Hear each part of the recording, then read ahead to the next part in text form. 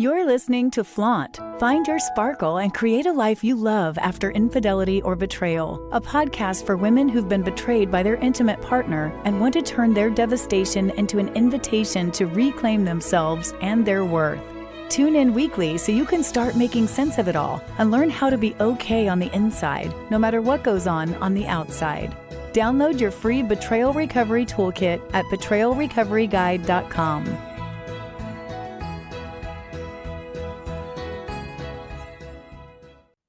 Is cheating ever justified? What is really going on in the mindset of a cheating man? If you have ever asked those questions, oh my goodness, you are not alone. In fact, millions of people type questions like that into search engines every day.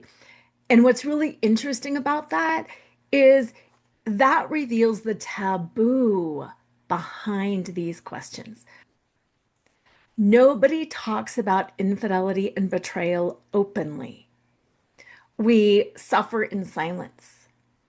We feel like we are the only ones that this has ever happened to, and we are horrified because we wonder, why am I not enough? Why did this happen to me? I thought I had done everything right. Today, I want to break that silence because the answers aren't just shocking, they are freeing. So let's start right at the very beginning with a stark, blunt question. Is cheating ever justified? And what is going on in the mindset of a cheating man? First of all, as I had mentioned earlier, there's a lot of taboo around cheating. It's not something that our culture takes lightly. It's not something that many people even want to admit doing or thinking about or having done to them. It's not just the betrayal, but it's the secret on top of that. That secret fear that it's our fault, that we're the only ones this has ever happened to. And that fear that what if people find out, that makes betrayal even more devastating. So what I want you to do right now, put your hand on your heart. Lean in. Let's breathe. Let's breathe into truths that, while they might hurt, also liberate and set us free. One thought, one breath, one moment at a time. Because the information contained in this show is going to shift the narrative for you. It is going to help you understand what happened in your life, in your relationship,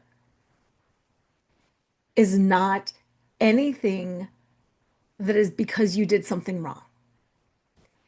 It is because the cheater made a decision to cheat that has nothing to do with you. Okay, let's talk about that cultural narrative around cheating and infidelity versus reality, kind of versus that whole taboo shame. If I were to ask you who cheats, men or women, what would your knee-jerk response be? Well, men cheat. If I asked you why do men cheat? Well, there's a few reasons. Because they're pigs, they're jerks, they're entitled, they can. Men have a higher sex drive. Men this, men that. It's the locker room talk. They've been acculturated to do this. It's all of these different beliefs, right? But have you ever stopped to ask yourself, which of those beliefs are true and which of them are just narratives? Do men really want and need sex more than women? Do men really want and need variety more than women? Do men really need taken care of by women? Because once you start breaking down your beliefs, you, like me, like so many of the people that I have worked with, start realizing those beliefs aren't even true. Here's another one. The femme fatale woman tricked him into it. She manipulated my poor husband. She put her claws into him, right? Again, is that really true? That this poor henpecked husband was manipulated away by a femme fatale who seduced him? Think about those narratives for you and just spend some time questioning what they do to you. Are they helpful? Do they hurt? And are they even true? Because it's only when we start talking about these narratives, start talking about these beliefs, that we really set ourselves free to find the truth. And until we start talking and breaking down some of those narratives and beliefs, we feel isolated, we feel humiliated, and we feel alone. Now, if you look at the statistics, around 20 to 25% of married men have admitted to cheating, and 10 to 15% of married women have admitted to cheating. But here's my question for you. Would you admit that? Would you admit that? Or do you think you would hide that? Because it's my guess that based on all of this cultural shame around infidelity, most of us might hide that on a survey because we'd think, well, what if somebody finds out? Or we'd think, well, that really wasn't cheating. What I did was. And we would justify it for ourselves, right? There are other studies out there that say between 33% and 53% of Americans have cheated. And in the dating world, they say it's about 30 to 40% of dating relationships include at least one incident of sexual infidelity. So I want you to sit with this, not from a place of hopelessness, like, why am I even bothering? Or why does this matter? But I want you to sit with this from a place of, wow, I'm certainly not alone in this. I am certainly not alone in this.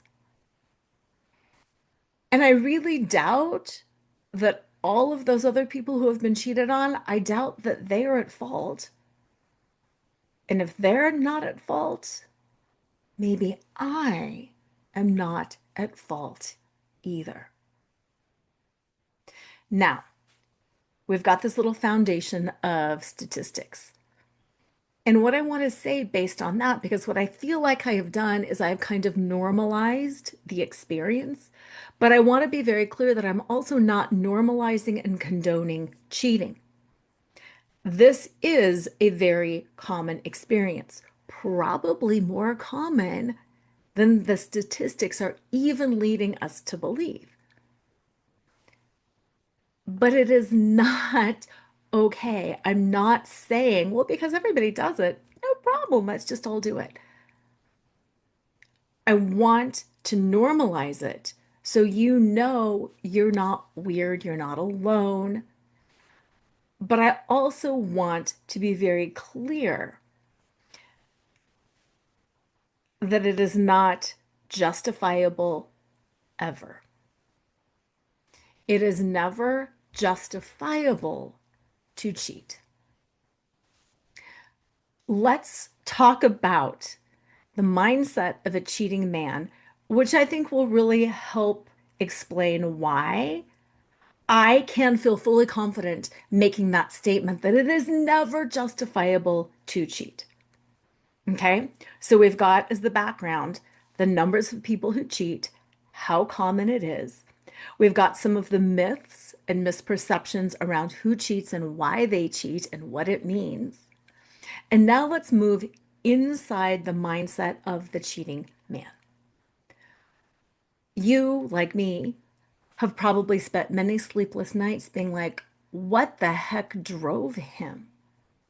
What happened? How did he make this decision?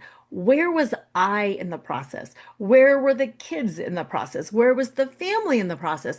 Where was his reputation and career? How could he make this decision? What was going on in his mind and what was he thinking? He was thinking he needed validation. He was thinking he was in pain and he wanted to numb or avoid the pain. He was thinking he was entitled and could get away with it because he's a man or he's powerful or he deserves it. Or he could be protecting himself because of his past, because of the trauma that he experienced. Now, notice that none of those top four mindsets of a cheating man have anything to do with because you're not enough, because we're not having enough sex, because you have gained weight. Notice that these real reasons, these real mindsets behind why men choose to say yes and lean into cheating, notice that none of them have anything to do with you. I know, right? Now, what you're probably thinking is, but wait a minute, Lora. When I confronted him, when I asked him what was going on, here are the things he said. He said, it's because you never paid attention to me. It's because you let yourself go. It's because you're not interested in me physically. It's because I love you, but I'm not in love with you. It's because, and he gave me all these reasons. And what I'm going to say to you is he didn't really give you reasons. He gave you justifications. And we're going to talk about this a little bit later in the show, but there is a difference between reasons and justifications. And anytime a man says it's because you're a witch, it's because you're awful, it's because you don't love me, it's because you pay more attention to the kids than me, it's because whenever they throw something mean and spiteful at you, it's a justification. It's not a reason. And even more, it's a justification for their own mind so they can feel okay about what they did.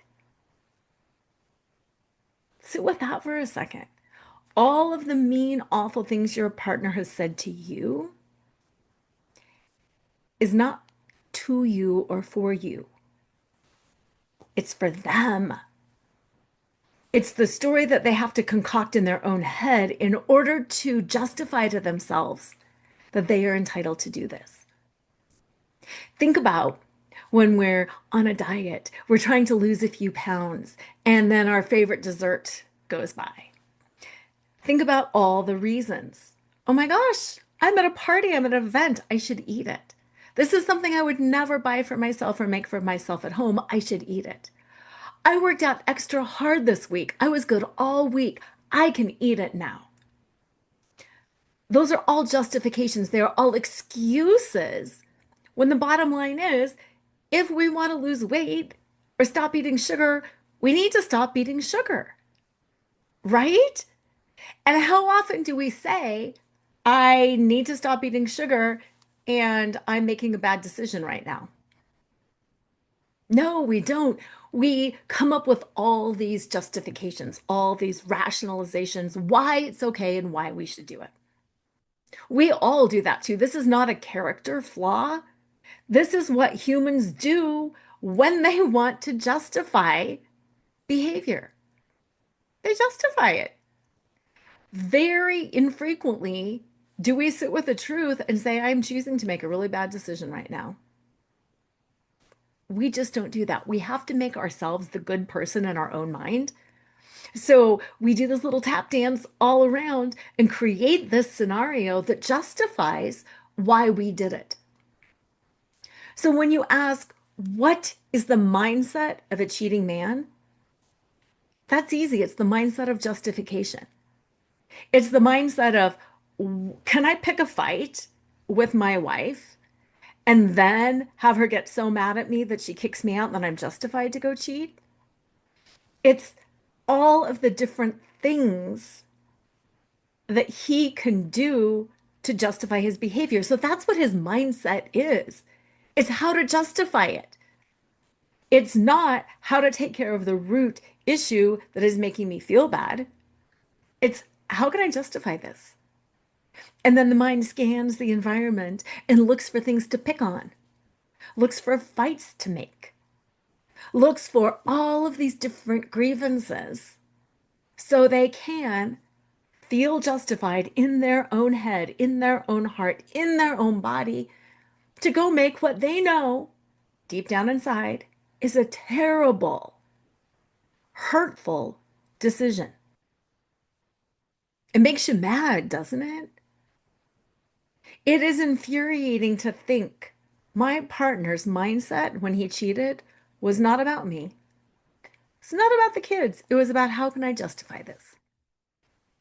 But that's one of those things that the deeper you get, the deeper you get. And then the more justifications you need, and the worse it gets, and further away from reality they get. So, what is the mindset of a cheating man?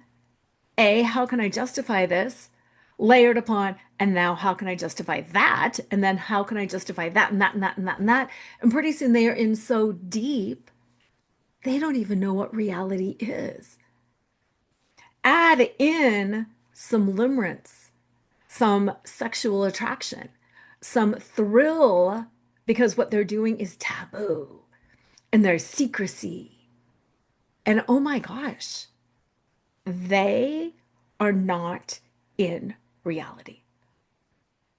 Their mindset is in some fantasy world. Whether it's a James Bond spy thriller or a romance novel, it doesn't matter. What matters is the mindset of a cheating man is not in reality. Now, I talked about the core motivations and how those core motivations had nothing to do with you. And I want to break them down a little bit. Those were the validation seeker, the avoiding, the entitled, and then the trauma protection response. Okay, the first core motivation to cheat, number one, is seeking validation. The number one core motivator for men to cheat is because they want to be validated.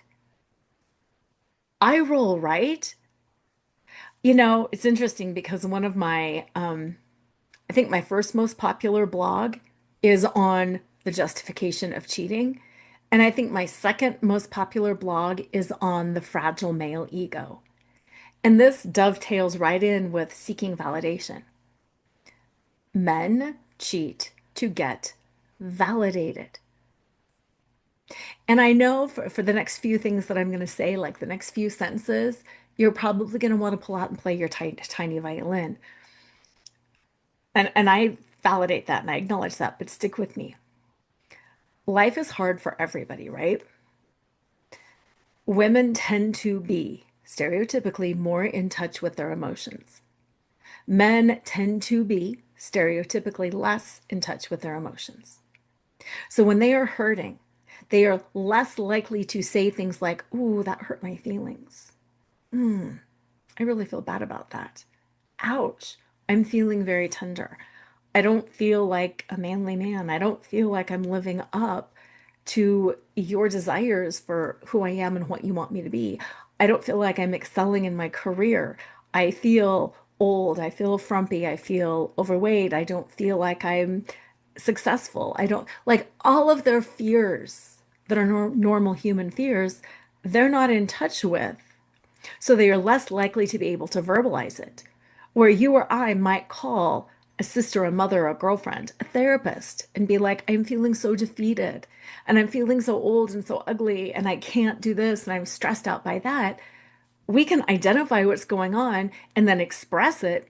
So then we can have that feedback from other people, that help from other people. Whereas with men, oftentimes they can't even identify what it is in their body that they're feeling, in their mind that they're feeling, let alone communicate it. And then most men don't have other males around them that they can talk to on an emotional level. It is the locker room talk. It is the caveman stuff. So men have this different level of pain inside, this different level of emotional buildup, and they will seek somebody to validate them. Not somebody to really problem solve, because answer this, do men ask for directions? No, they don't. Sometimes they really don't want their problem solved because they haven't even identified it as a problem. They just want someone to validate them. Oh, you're so big and strong and handsome, and I've been thinking about you all day long. Instead of stepping up to the partnership, stepping into life and being like, yes, we got to figure this out with the budget, with the kids, with the house, with the cars, with the in-laws. Life is hard. And you know how it is when you're already worn down? Sometimes it's like, I just can't handle one more thing. So often, when men get to that place, they don't have a lot of tools. They can't identify or communicate their emotions. So what they lean into is, who can stroke my ego? I want to make a joke about stroking different things, but I'm not going to do that right now. But just know that my mind did go there. They want their ego stroked. They want somebody who is not going to ask them difficult questions. They want somebody who is not going to, and hear this, feel dissatisfied because of their shortcomings. Ooh, uh-huh. They don't want to feel like you are dissatisfied because of their shortcomings, because their ego can't take it. I'm asking you to understand, I'm not saying this is right or wrong, good or bad, but this is what so many men say. This is what the research shows. And I'm not here to justify or to break down or to say men should be stronger, they should be manlier, they should be able to figure it out. Of course they should, but they haven't. Maybe they can going forward, but the past is in the past.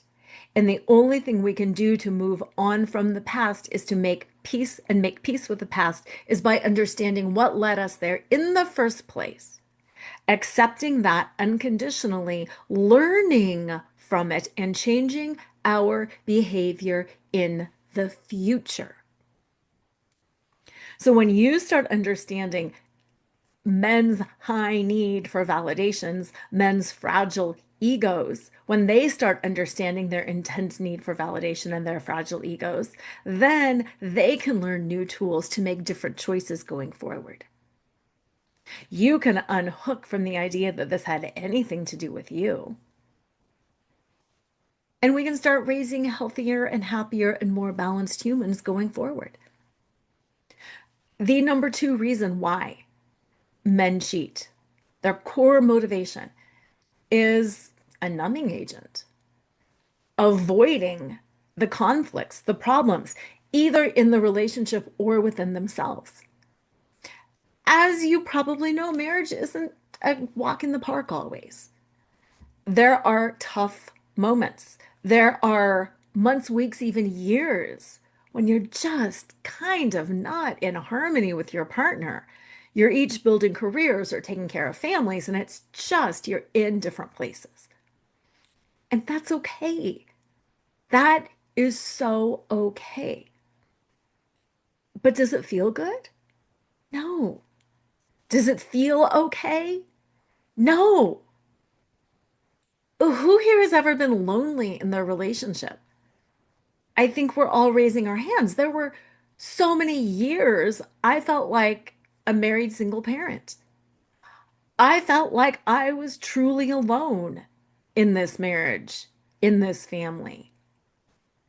There were many moments of dissatisfaction along the way, both with my partner, also just with the phase of life that I was in, with kids. Like there's just tough times, right?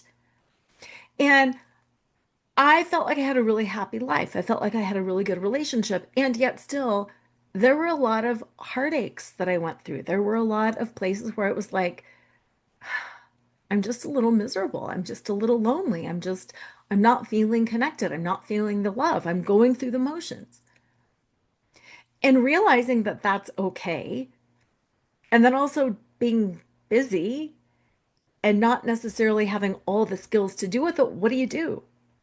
You let it ride. You have a weekend, you relax, things get a little bit better. You've got a vacation, things relax, you get a little bit better. Like there are these normal cycles in life. And being in a down cycle requires a level of tolerance. It requires a level of tolerance. I have to be okay not being okay. I have to be okay feeling icky. They call that your window of tolerance. Some people have a very small window of tolerance. Anything knocks them off their center. Low tolerance for pain, low tolerance for messiness. They're just instantly irritated. Other people have a huge window of tolerance. Everything's okay. I can manage it. I can say it. I'm not offended. I don't need this. Blah, blah, blah, blah, blah. Everybody's window of tolerance is different. And yes, you can work to change that too. If you were a zero tolerance person, you can work to have more tolerance. But when you are reaching your max capacity for dissatisfaction or feeling bad or sad or whatever, what do? We seek to numb. So many people seek to numb. When I am stressed out, I can use a variety of healthy tools to lower that stress level. I can take a walk. I can journal. I can play with my animals. I can connect with nature. I can go to the gym. I can call a friend. They're like, I can take a nap. I can take a bubble bath. There's a bunch of healthy things that we can do to make us feel better in ourselves. And there's also a lot of unhealthy things that we can do. Drink, drugs, numb out in front of the TV, scrolling on social media, cheating, gambling, cheating, cheating. Cheating is a way to numb out. Cheating is a way to avoid the problems and to not feel bad. If you have a career failure and you don't want to feel that failure, now suddenly the office admin is flirty and I'm going to start feeling better about myself and I'm going to forget that I had this career failure because I'm going to distract myself with this admin who is suddenly validating my pain. I'm numbing to the fact that I just had a significant career failure by leaning into an affair. It has nothing to do with being attracted to the other woman. It has nothing to do with anything other than I am avoiding feeling my pain. Now, I want to say a couple things about my own husband during this experience. He wasn't happy. He didn't know he wasn't happy. He couldn't identify or communicate why he wasn't happy. And he didn't like to feel uncomfortable at home. He would come home and it would be the boys and I. And we're in our routine and we're doing things together and we're talking. And he would come in and he would feel like an outsider. Did he ever say he felt like an outsider? No. Did I recognize that he felt like an outsider? No. I thought he came home and was being a jerk because he was stressed out from work. So I didn't make efforts to bring him into the family. Yay, daddy's home. Sit here. Let's do this. I thought, let him alone. Let him blow off steam. Oh my gosh, he comes home so grumpy every night. So that exacerbated his pain because suddenly I'm rejecting him too. And he needed to numb that pain. Of course, there's a million and one healthy ways to numb that pain, but one of the things that he chose instead is I'm going to go into this online affair world. His one affair partner was long distance. They would text all the time. So he would come home, go into his office, or sit there on the couch with his phone and send all these texts to make him feel better, numbing to the fact that he didn't feel good at home, numbing to the fact that he felt like an outsider with his wife and kids, and that he really wanted to feel like an insider to his wife and kids. The third core motivator why men cheat is they're entitled. I had mentioned earlier the 007 James Bond storyline. In our culture, men have bravado, they have the macho, they've got, they're supposed to be James Bond. They're supposed to be powerful and rich, and they're supposed to have the hot girl and the hot car and the hot, you know what I mean? Like they're supposed to be James Bond. And two different things happen. Either men get a little bit of power or a little bit of success, and it goes to their head. They start working out, their body looks a little bit better. It goes to their head. They either suddenly get that little dollop of success or a lot of dollops of success. So they move into the narrative, they move into the story that I am James Bond and I am entitled to do this because I am all powerful. Or the opposite is true. They're not getting the success. Their health isn't that great. Their body isn't that great. Their life isn't that great. And it's the proverbial midlife crisis that, oh my God, nothing is going to turn out for me. So they feel like they have to take it. I'm entitled to just this one thing. I'm going to go out and get it. So they cheat because of this entitled sense that I deserve it because I'm awesome, or I deserve it because I'm not awesome. My husband definitely had a lot of that as well. One of his affairs, he had five. He was an overachiever. He was a total overachiever in the affair department. One of his affair partners was our financial planner's secretary. And she was a young single mom. And what brought him in is she was like, oh, older man who has had some success and is coming in and he's opening a portfolio. Ooh, how did you do this? How can I do this as I am just the young single mom? How can you do this? And it became this damsel in distress with this helpful man. So he felt really entitled to do that because he had had success. On top of the numbing, on top of she's validating, oh, how amazing you are. Whereas I, as his partner in real life, not in fantasy life, is I'm not spending every day being like, oh, yay, our investment portfolio is going up and up and up, and it's all because of you, sweetheart. I'm so impressed. Instead, I'm like, yeah, we're working really hard. I'm killing myself. You're killing yourself. Let's do this. And then the very last reason, the number 4 reason why men cheat, and I put this last, but I also think it underpins many of the other reasons because not every man seeks validation, avoids, and feels entitled unless they have a foundation of trauma somewhere in there. Trauma is wicked. Trauma is really wicked. Childhood trauma is real. It is significant. Neurochemically, it changes the brain.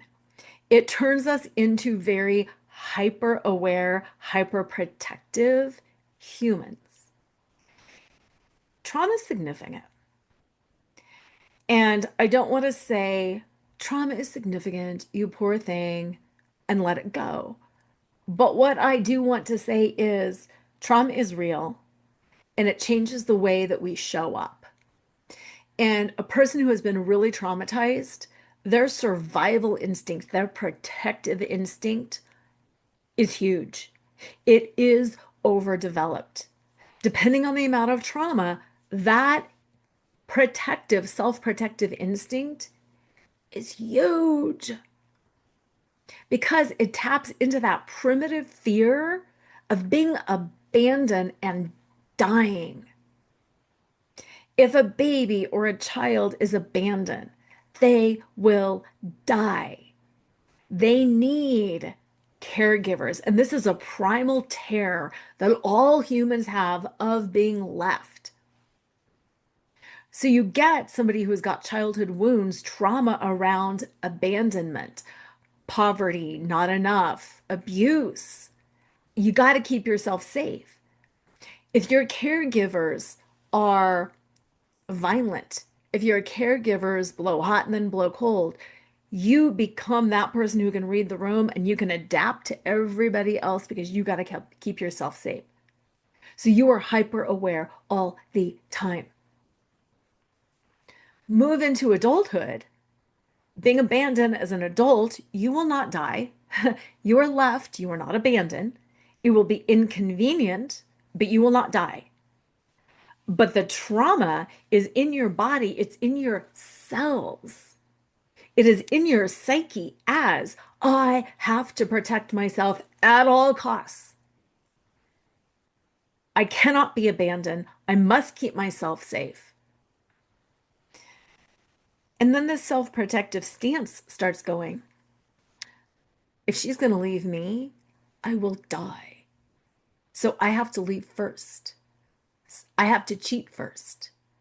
I have to do something underhanded and under the table and on the side so I will be safe when she leaves. When this falls apart, I will not be left. And that came into play in my own situation as well. My husband had significant childhood trauma, poverty, abuse, neglect. You name it, he's had it. And in unpacking our infidelity journey, that was something that he said a lot. Every time he thought life was too good, he thought it's too good to be true, it's not going to last. I better go cheat and get somebody on the side. And then when things would be bad, he'd think, this is horrible. She is on her way out. She's probably already met somebody. She is totally cheating on me. And I am going to be left and I got to go out and get somebody on the side. And what was so insidious, his one long-term affair partner.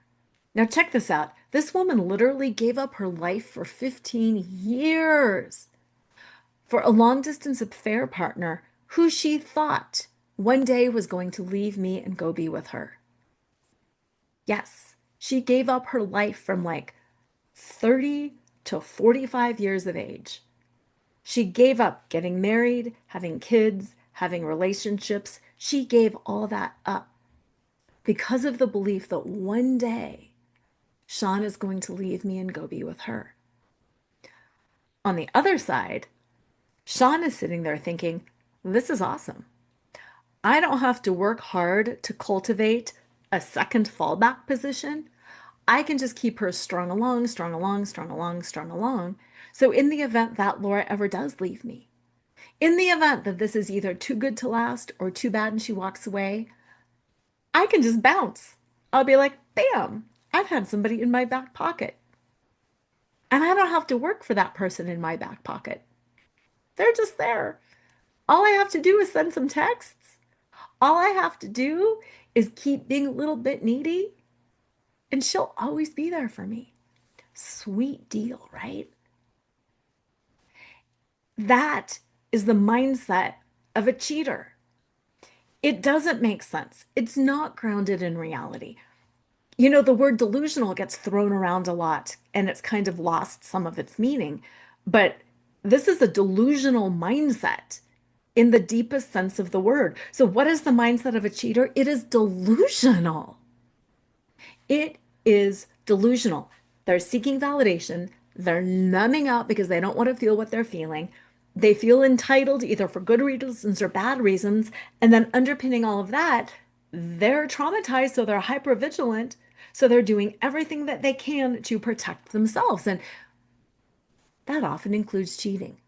And I will say often, I have worked with Oh my gosh, too many people to count. I have never, and I do mean never, met a man who has been a cheater who did not have some sort of fairly significant childhood trauma, abuse, neglect, you name it. Kind of wrapping up this whole mindset section before we move into that next part of is cheating justified and breaking down the different ideas between justifications and reasons and excuses and all of that. To wrap up this mindset piece, I want to tell you another little story about my husband, Sean. Growing up, he was the middle child and he was the inconvenient one. He was the one with the temper. He was the one with this problem. He was the one with that problem. He was the inconvenient child. So growing up, he was often told he was the bad guy. He was the bad kid. He was the bad one. He had that belief. Well, we grow up. I meet him. We get married. I don't think he's the bad guy. But then he starts coming home from work and acting like a jerk. Then he starts disconnecting from the family. Then his temper starts flaring. And I do start thinking, you are a jerk. You are the bad guy. Well, pretty soon I'm running that narrative that he is the bad guy too. That was not my story. That was not my narrative. That was not my belief. That was his belief. He believed he was the bad one. He did behaviors that made me think he was the bad one. He confirmed his belief. What confirmed his belief about himself was his actions and his behaviors. So pretty soon, I'm thinking he's the bad one. He's thinking he's the bad one. And in his mind, he's like, I might as well do whatever I want then. If I'm the bad one, I might as well act like the bad one. And I've heard a lot of women say something similar. That at one point in high school, their teen years, something like that, a parent accused them of being easy or of being loose when they really weren't, when they were totally a virgin, when they were totally pure and innocent. And that how that went through their head. Well, if my own parents think I'm this way, I might as well be that way. Why am I bothering being good? They already think what's bad about me. And I think that's another question for you, both for yourself. When have you let other people's opinions of you color who you are? And when has your partner let other people's opinions of them color who they are as well? And then one level deeper, how do we shift the way we see ourselves? My husband still defaults into feeling like he's the bad guy. And it's a lot of work to be like, no, no, no, you are not a wounded child anymore. You are an almost 60-year-old man. You get to choose who you are. And if other people see you differently, it does not change who you are. That's really the whole concept of the TED Talk that I did in Washington, D.C.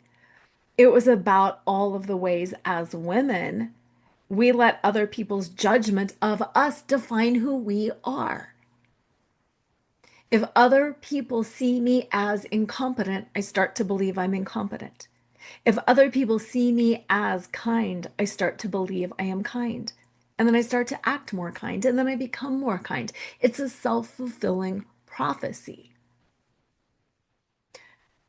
So that is the mindset of a cheating man. It's their internal belief of who they are. It's delusional. It's not real, but it creates the story and it leads them into behavior that actually is never justified. And that's this next part that I want to go into. Is cheating ever justified? And I said that earlier in the show. No, it is never justified. But let's unpack this. Why are you even asking that question in the first place? The reason you or I ask that question is in the first place is because of the underlying belief that we must not be enough. Are they justified? Means, am I enough? No, it is not justified. Yes, you are enough. As I said earlier, with the mindset that men are looking for the justification, the rationalization for themselves, not for you, is the internal game we play with ourselves. And I want to be clear that pain may explain behavior, but it never justifies harm. That internal pain that I'm not enough, that I'm failing, that explains the behavior. That explains why men get delusional, why they pick a fight so they can find a justification. It explains the behavior, but it doesn't justify the harm. It doesn't justify the harm to you, to your family, to your friends, to your past, to your future. It doesn't justify the harm. In my book, Flaunt, Drop Your Cover and Reveal Your Smart, Sexy, and Spiritual Self, I have a whole chapter that breaks down, is something an excuse or is something a reason? Because a reason really explains the behavior. I did this because I thought that. An excuse is the justification around it, that I am not, pardon the phrase, I'm not man enough to just own it. I'm not man enough just to say, I was on an ego trip, I was in pain, I made this decision. We have to create those internal justifications. So, some of the filter questions, and I have a whole list of filter questions in that chapter, but they point to what was going on inside of you. Was I being proactive or was I being reactive? Was I communicating? Was I seeking therapy or coaching or counseling for myself? Was I asking my partner to engage in dialogue with me? Was I downloading an online program and asking for that? And I think this is a big one. Did I choose compassion or cowardice? Did I choose compassion or cowardice? Because cheating behavior is so often very cowardice. I don't want to address with my partner how unhappy I am. I don't want to feel humiliated and embarrassed by talking about that I'm unhappy with my body, with my life, with my career. So I'm just going to gloss over it and do this maladaptive behavior to try to feel better. Grab that book. You can find it on Amazon or anywhere books are sold. Bookmark that chapter and just go through those filter questions, and it'll really help you determine moving forward in this affair recovery process, is something a valid reason or is it an excuse? Because a valid reason can be a valid reason. And the thing is, valid reasons go wrong. I have hired people, I have made decisions based on valid reasons that didn't go well. And when there is a valid reason, it's an entirely different story than if there's an excuse.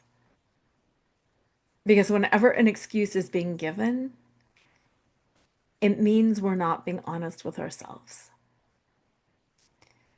And if we're not being honest with ourselves, if our partners are not being honest with themselves, then they can't be honest with us either. And there is no way forward. There is no way forward. To succeed in a real, authentic relationship takes a lot of courage. And when somebody chooses to cheat instead and then refuses to see what was really going on, there is no way forward.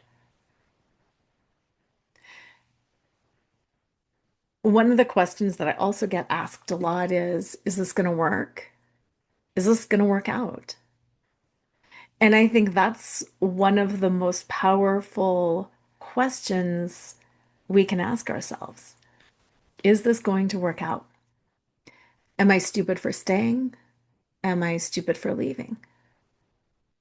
And I think the biggest indicator of success is, are you both willing to look within, own it, get rid of the excuses and the justifications, lean into compassion and courage, and show up authentically, not only for each other, but for yourself going forward.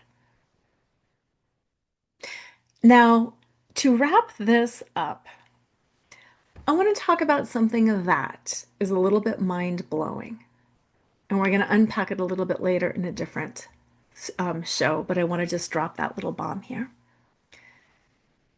It's the knowledge of the betrayal that hurts you. It's the knowledge of their betrayal that hurts you. The wounding is in your awareness. The wounding is in your knowledge of it. I look back on all of the years that I didn't know. It was happening then, but I felt no wounding. Once the affairs were over, once all of those doors had been closed for good, it was like a year later that I found out they had happened. And suddenly I am devastated. Not the 15 years that they were going on. My devastation happened when I got the knowledge of what had happened in the past. We'll unpack that a little bit later, but I ask you to sit with that. What is the wound? It's the knowledge. It's the awareness that things were not what I thought. It's the awareness that I was fooled, that I was manipulated, and that things were not as I thought. Unless you got a sexually transmitted disease or something like that, where there is a physical wounding, it's only the knowledge that creates the wound. So much more to say on that. The hurt is real, but it's only in the mind, and it's the awareness that creates the wound.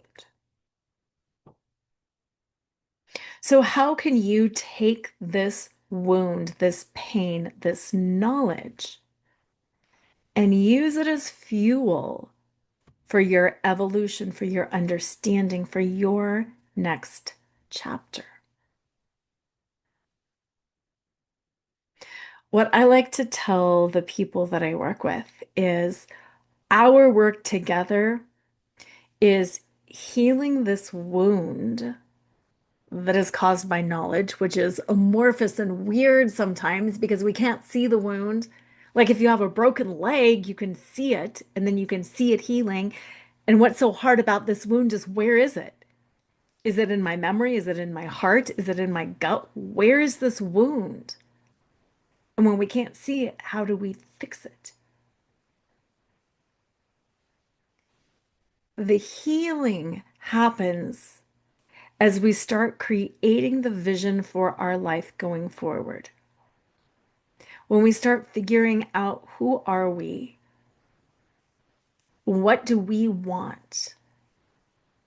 And then asking ourselves the question, what do we allow into our lives? If we are this perfect, whole, healthy, complete jigsaw puzzle, I love using the jigsaw puzzle analogy, and all the pieces have been ripped apart and shaken up and tossed on the floor, what are the pieces that we want to put back together? What are the pieces that we might want to add to create an entirely new picture? What are the pieces we want to get rid of in service of creating an entirely new picture? And what is that vision going forward? Because only when we know what our vision is going forward will we know if we want our partner involved or not. Do I want someone in my life who continues to gaslight or manipulate? Do I want someone in my life who is not willing to be courageous and to step into this? You know what? You might. You might be like, you know what? It's all fine. It's all fine. Now that I know what's going on, I'm just going to move ahead. I want to stay married. We can just get our needs met elsewhere, whether it's emotional or physical or whatever. We can reframe that. Or you might say, I choose to bury my head in the sand. I don't want to know. I don't want to know. I wish I never would have known. And I don't want to know. Or we might be like, you know what? Time for radical honesty, time for a radical shift. I will no longer tolerate this in my life, in myself, in my world, in my environment. This is who I am, and I get to be that person. Betrayal is your choice point. Sometimes you don't like the choices, but it is your choice point. It's okay to pivot. It's okay to say, now what? It's okay to say, what's next? It's okay to start down a path and say, ooh, that's not where I want to be. But betrayal is that point of choice and that invitation to recreate yourself, your life, your future, your relationships, your own way. In service of that, absolutely, I do one-on-one private support, both for individuals and for couples, and for the few brave men that choose to work with me. I also have an upcoming group program called Sanctuary of the Soul. It's only $47 a month. And while you don't have access to me personally one-on-one, you do get a 2-hour group coaching call every month, and you can connect and interact with me in the group. You also get a lot of fun little bonuses and the ability to connect with other people who are going through this as well. For more information on that, you can go to sparkleallseason.com, because healing is not something that you just do and you get done with. It evolves season by season, moon cycle by moon cycle. We also do a monthly ritual in the Sanctuary of the Soul. So be sure to check that out. So whether you were working with me one-on-one, affairrecoveryforwomen.com, or you were joining my group program, sparkleallseason.com, what I want is for you to break that taboo, break that fear, break that shame, and just reach out and connect. So I can hold the map or the mirror up in front of you and be like, hey, here's where you're at. Let's reorient you and let's move forward. Betrayal recovery is a journey, but you do not have to do it alone. I look forward to being your guide, to holding your hand, and to walking into the next chapter of your life, your incarnation together. With so much reverence, love, and respect, always remember to flaunt exactly who you are, because who you are is always more than enough. Tune in next time to Flaunt, find your sparkle, and create a life you love after infidelity or betrayal with Lora Cheadle every Wednesday at 7 a.m. and 7 p.m. Eastern Standard Time on syndicated Dream Vision 7 radio network. Uncover the truth of what's possible for you on the other side of betrayal and develop the skills and strategies necessary to embrace the future and flourish today. Download your free betrayal recovery toolkit at betrayalrecoveryguide.com.